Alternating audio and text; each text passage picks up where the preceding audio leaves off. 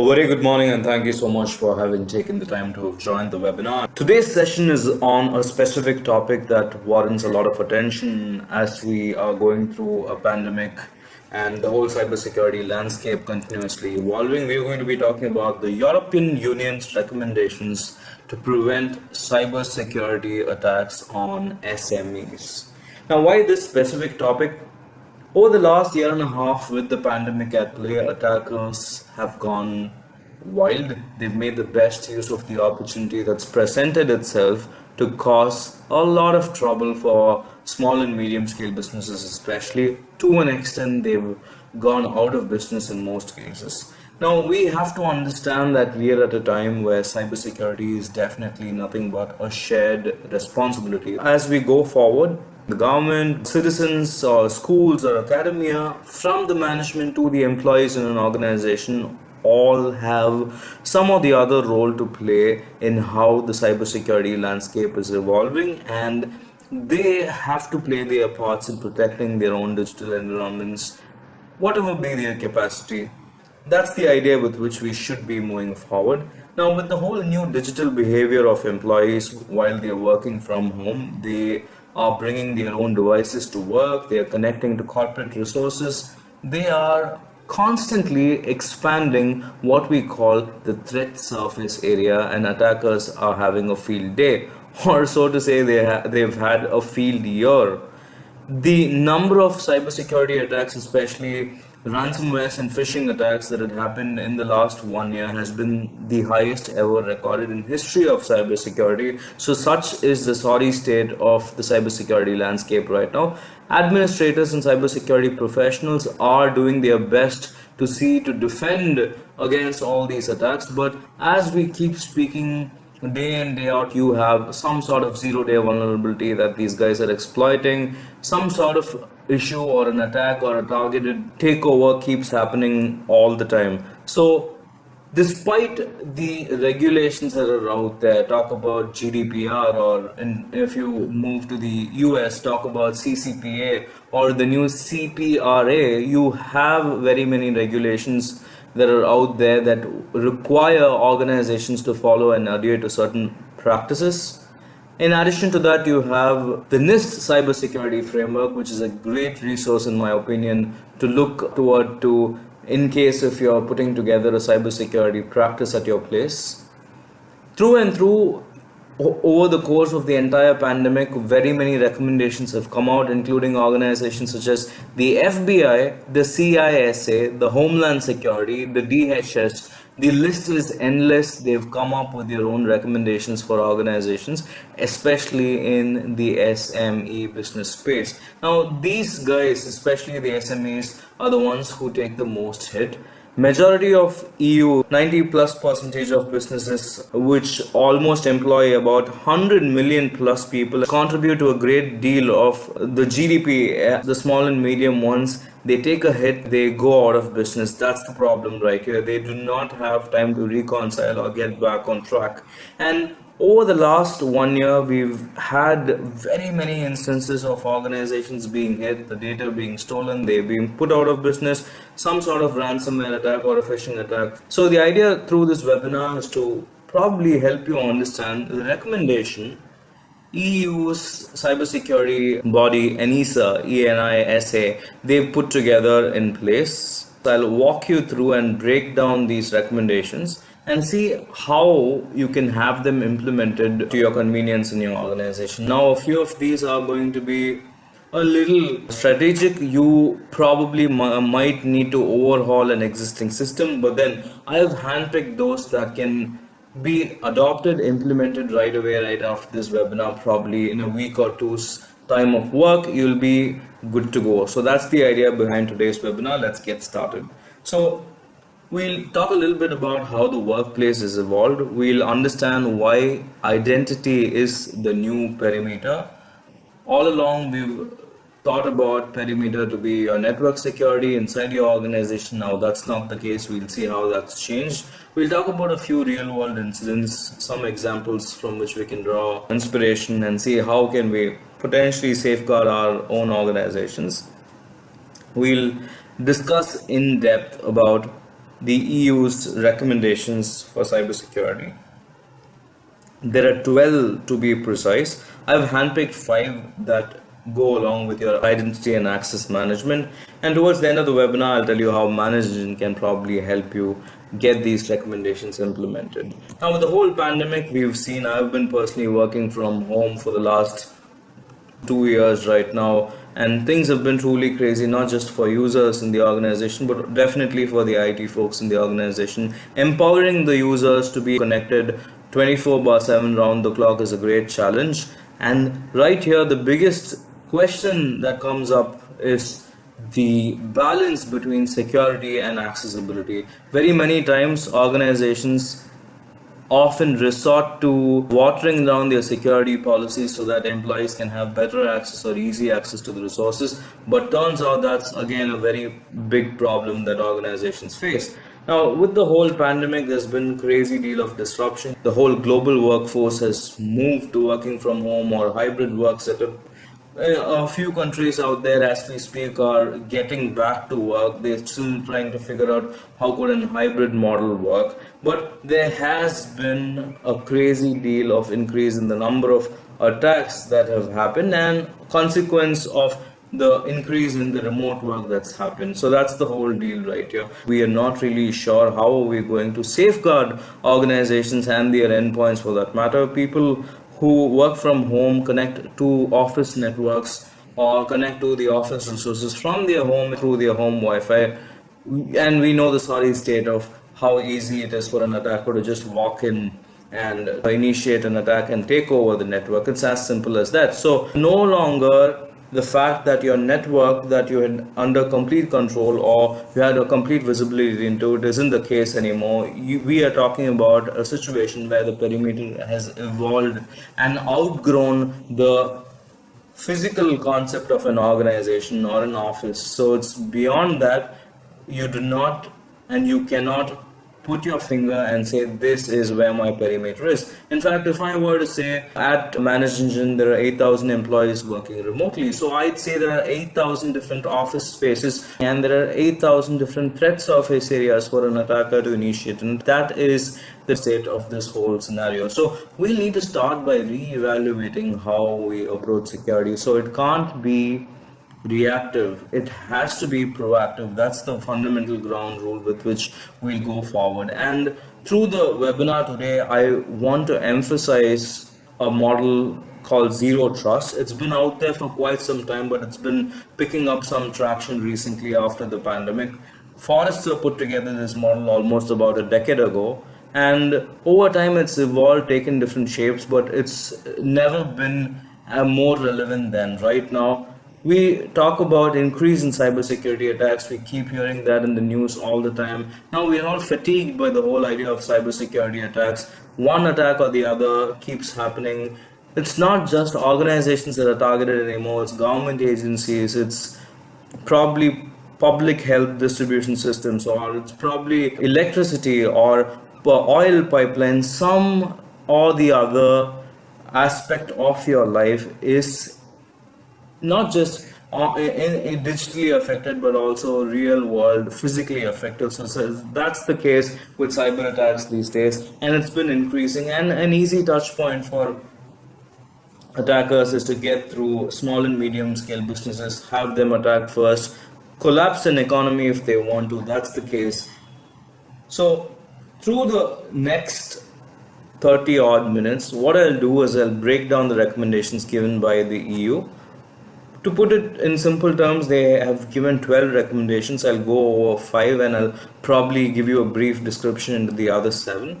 So when it comes to the EU's recommendation, the first one is from a cultural standpoint. Now we're talking about how do we incorporate cybersecurity culture into every employee, helping them understand that this is fundamental to the success or very operation of the company or the business. Now, if employees do not understand that, we obviously know they form the weakest link in your security chain. Now, if that part is broken, if an employee's account is compromised, even before the entire security can come crumbling down. So that's the problem right here. So you start with something as simple as educating your employees, help them understand that what are the necessary best practices or security practices should they be following. It could be something as simple as setting a stronger password.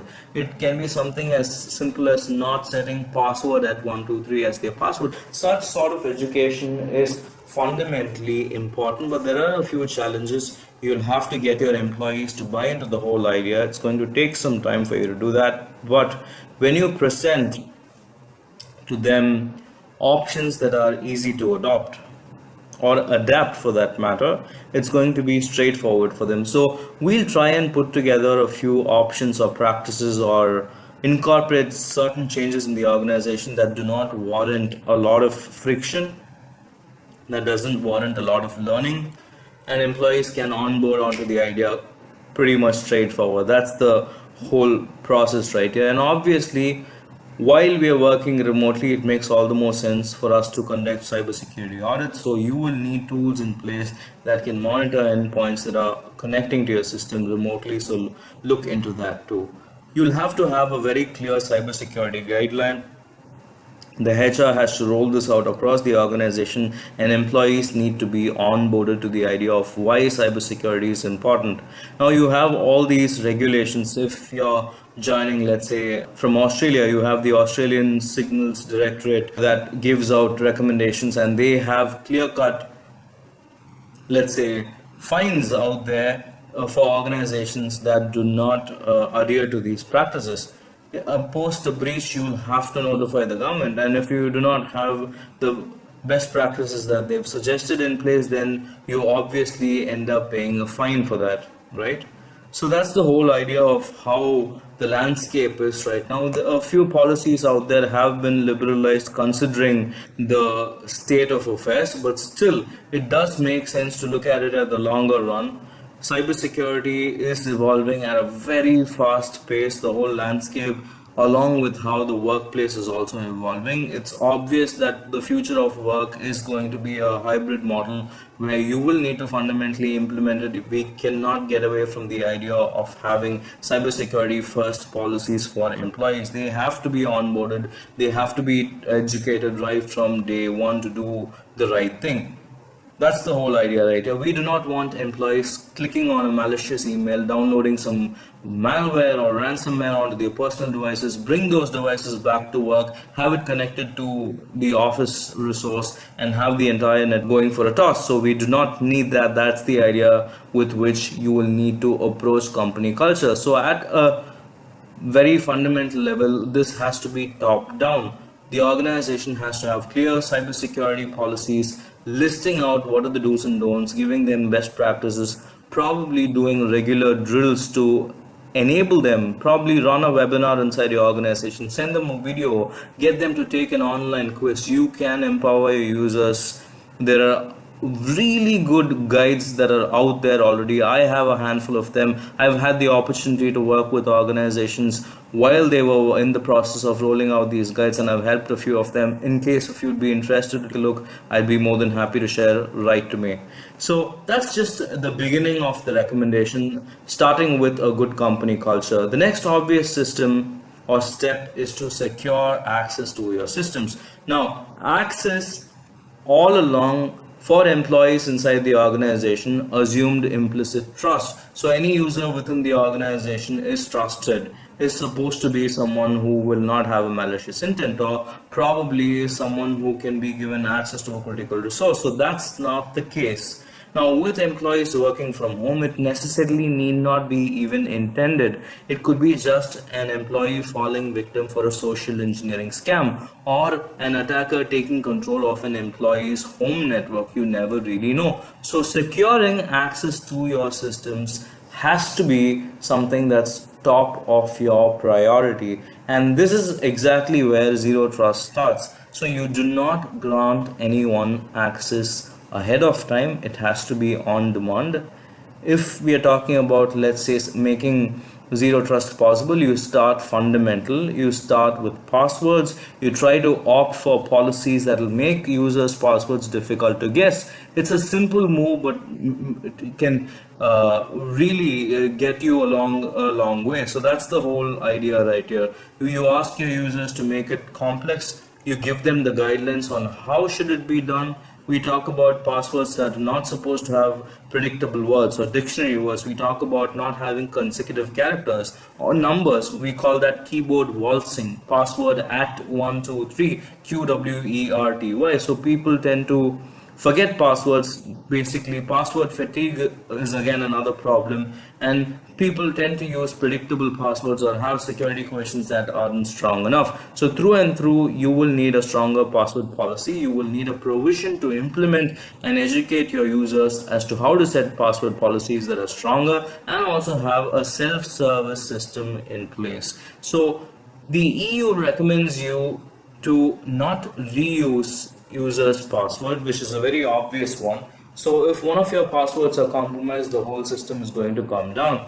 A quick way for you to help your users to identify if their passwords have been compromised in a past attack is to get them to check this wonderful resource called Have I Been Pawned? HAVEBEEN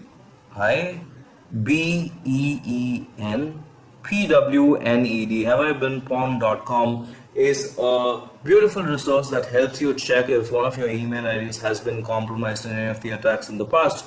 Now, these guys do a good job of scraping through the entire internet, the dark web, to check if these accounts are compromised or are they part of any dark web lists out there, and then they let you know if the account is compromised, the password is compromised. Your users can probably change that right after figuring that out, or you can look for a solution that has a direct integration with this and recommends and suggests users to use stronger passwords in case they use compromised or weak passwords. That's a good place to start. And again, having MFA incorporated is a ground rule. It's a fundamental checklist you cannot get away from. We need this at multiple levels. It's not just for applications, it's not just for a device. At every fundamental touch point, whatever is important to your organization, you need MFA. I'll talk to you about that in a little bit. And yes, using password managers, it does make sense. Users do not need to remember their passwords, so the problem of password fatigue is out of question. They do not need to re-enter their passwords in very many places. So again, you are saving your users from the trouble of being engineered into entering passwords in malicious websites. So that's again a great place to start. So EU recommendations are very straightforward when it comes to passwords and passphrases.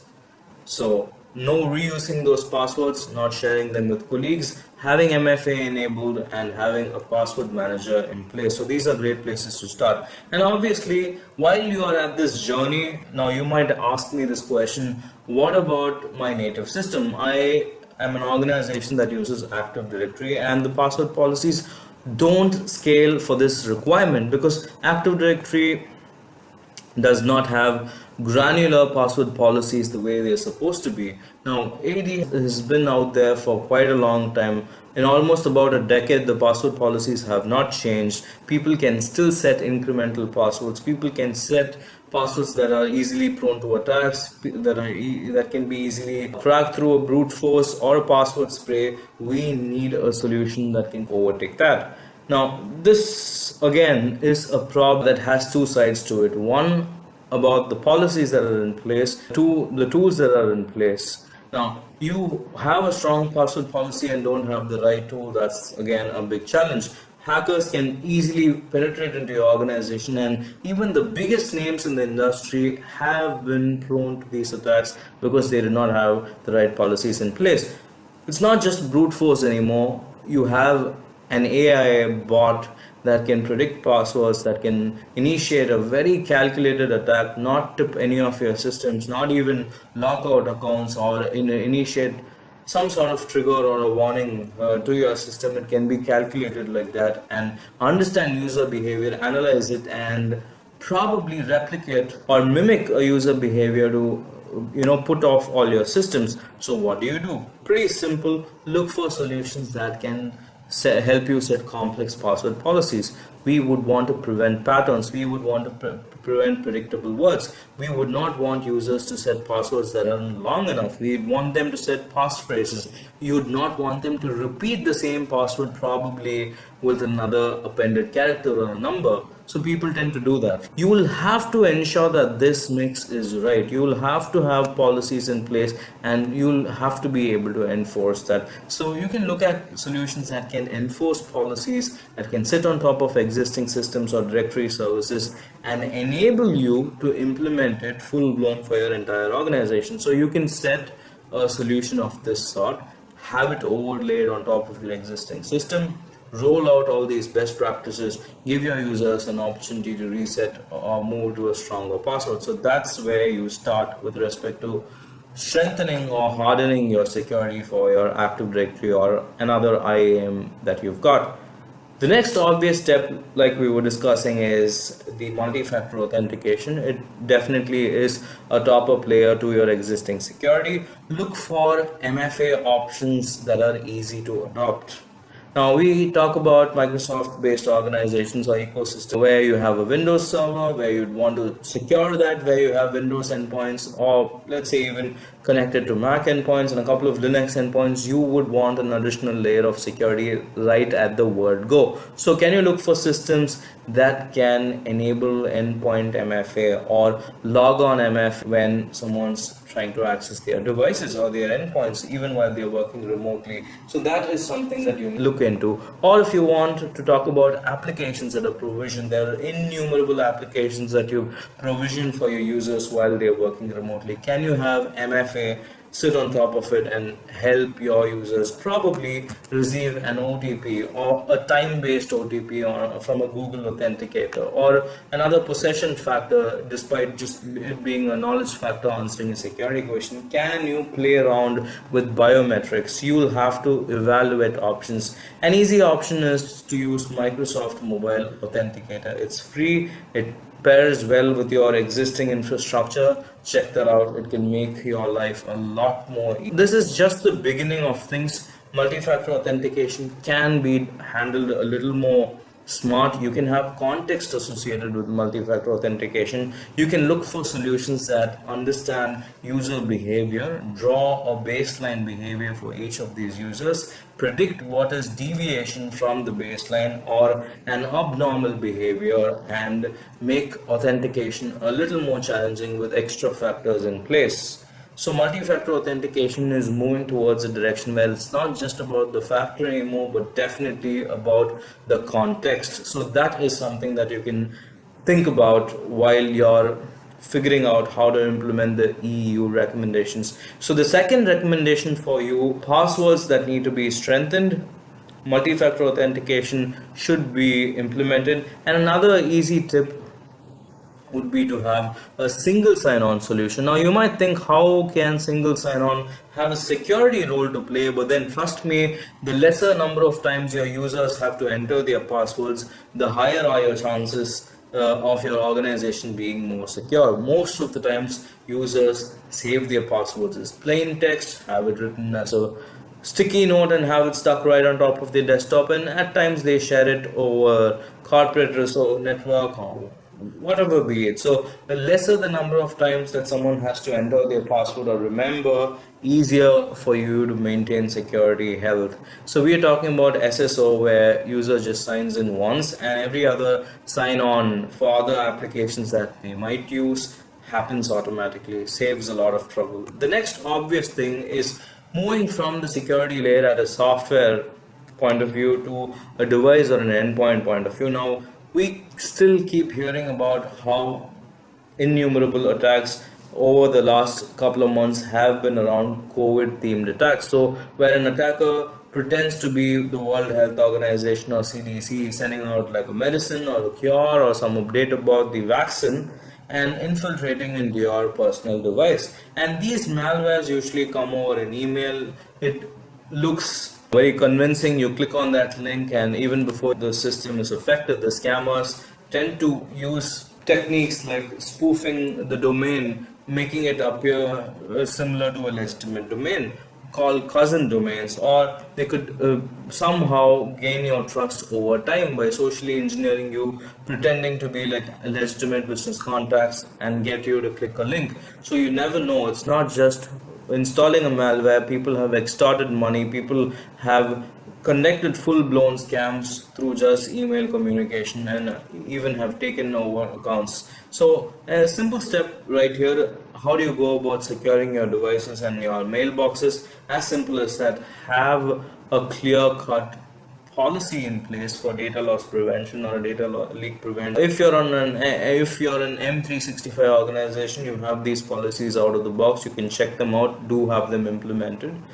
If you're looking at implementing it, let's say for your M365, Office 365, or Exchange Online, with context and patterns for it, you can obviously look at a couple of solutions. So what you can do is you can set patterns that need to be alerted for. Say for example, something that's critical to your organization, a keyword that's pertaining to your organization's intellectual property, something pertaining to the user's bank account or the organization's bank account or credit card information, anything that is potentially critical to your organization. You can have all of them mapped into the pattern recognition part of the system, and the tool will be able to flag any such deviations, or when anybody is trying to attach or send any such information over email or any other internal communication tool. It could be even Microsoft Teams that can be monitored, and you can get a flag, the alert that tells you that someone in your organization, knowingly or unknowingly, is sending out data that is critical to your organization, that is confidential and cannot be exposed. It can be PII,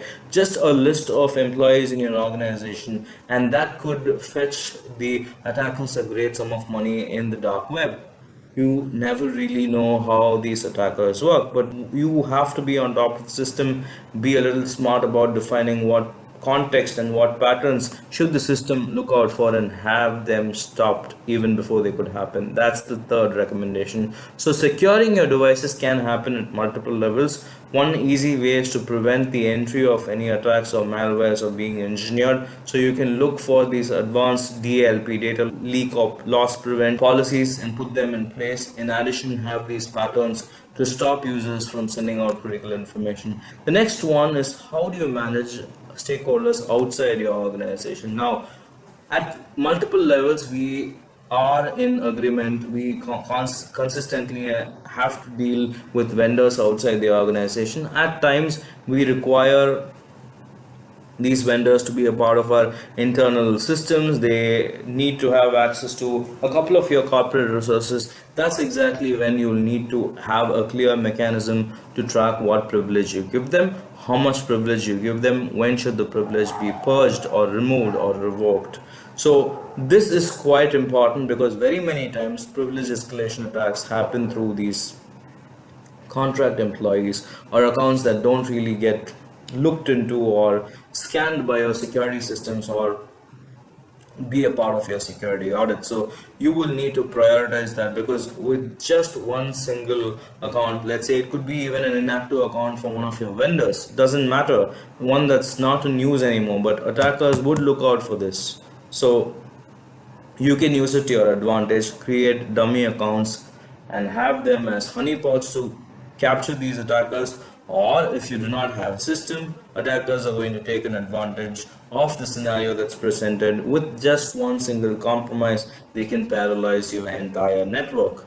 So this is quite scary, because attackers can literally move. All that they need is that first initial foothold. Once they get hold of that, even before they start basic queries, or an LDAP query can get the job done. It can give you a list of users. It can help you find out what privileges someone has. One thing after another, even before one device after another is compromised, the attacker laterally moves, gains more control, finally gets hold of the domain admin, and your entire security goes down. So we definitely do not want this. So the fourth recommendation right here is to be able to keep a track on who are your vendors, what permissions and privileges are given to them. Keep a tab on how these privileges are revoked. Clear-cut auditing, all of this will really help you not fall victim for any of these attacks, especially the lateral movement attacks. So you immediately purge them, you have to do that, and you'll need to look for a solution. You can automate it even better. That's what you'll need to be looking into. So you basically move them, disable them, and delete them if these are stale accounts. It could be user accounts, it could be computer accounts, not just for your third party users, but also users inside your organization. The inactive accounts, or the zombie accounts as I call them, are the ones that pose the most threat in organizations. So better do look out for these accounts and have them purged automatically. If you are looking for a solution, the solution has to be able to find out users who've been inactive for, let's say, more than 180 days, and automatically be able to detect what privileges were given to them, move them to a quarantine folder, disable their privileges, and after revoking all their licenses, quarantining their mailbox or archiving it, delete the user permanently and clean up your IAM system. That's how it has to be. It can be hands-free, and there are solutions out there that can get the job done. So have that in mind. That's my fourth recommendation for you. Keeping a track on what privileges external users are given inside your organization, ensuring that inactive accounts are not left behind and they are purged permanently for good, so that there are no backdoor accesses. The last point that I want to emphasize today is the incident response plan. Now we're talking about scenarios where in most cases it can be considered a disaster. The whole pandemic is definitely a disaster, not necessarily a physical one, but definitely one that has a physical impact or a business impact on organizations. You understand how things have changed, how you had to overhaul your entire infrastructure overnight. There weren't any established guidelines or clear-cut KPIs for your security response team whatsoever. So that being the case, way forward, you need to have a clear-cut response plan. You need to have these guidelines established well ahead of time. Every stakeholder has to have a say, and they have to be educated about who's going to attend to what sort of issue. So a backup and disaster recovery plan is important. As much recovery and tool out there, you will need a tool that can back up your data, that can give you an automated alert, probably get you on top of the situation. It necessarily need not be a cybersecurity attack. It could be a matter of losing the data physically too. So some way or the other, you will need a clear-cut incident response plan if something goes wrong.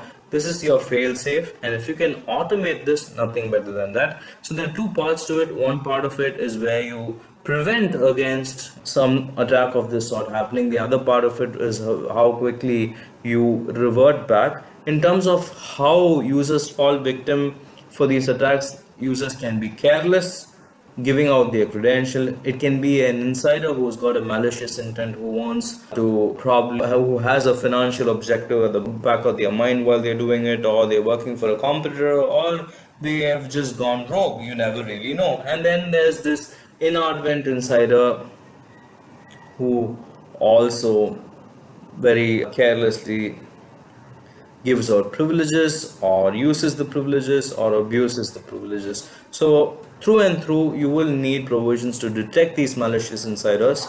You can do that through unusual activity or logon activity from their end. If they carry out, let's say, operations that they have never done before, try to access resources that they have not done before, then you can pinpoint them, spot them. You have reports that can help you. Probably they are trying to log in at non-business hours. You can check their logon failure report. Probably they're trying to access someone else's account. You will be able to get notified who tried accessing whose account. Such data can be really helpful. It can be a careless insider. You can check if they are probably without knowledge bringing their own device, probably a flash drive that's infected, and having it plugged to one of your systems. You can stop that. If they're probably trying to copy some critical data to the organization, that can be stopped as well. You can have systems in place that prevent file copy, a data leak and loss prevention system out there. So through and through, you will need to be on top of your system, especially when it comes to data loss and leak prevention. So you will need to know and have a process in place that can detect threats in advance and have them cleared out. And then obviously you have the last set of users, who are the inadvertent insiders. someone who accidentally downloads a ransomware. They never really wanted to do it in the first place, but that had happened unintentionally. So you can have system checks, system sweeps that can detect anomalous behavior, give you an activity report, tell you which user clicked on what file or what link or what file activity did they do, knowingly or unknowingly. And if there's a huge deviation, the risk assessment modules in security solutions these days can give you prompt alerts so you can get on top of the situation. So these are just how you get started. I'll quickly reiterate the 5 points that we discussed. We want to have a clear-cut incident response plan in place, no doubt about that. You'll have to be on top of the system. You'll have to have processes. It could be your insiders for all who could cross the trouble. You'll need to have an effective third-party management protocol. If users outside the organization are going to have access, you need to be able to monitor it and secure it. You should be able to secure your devices too. From an endpoint security standpoint, you should be able to enable MFA for your users and give them stronger password policies so that their accounts don't get taken over.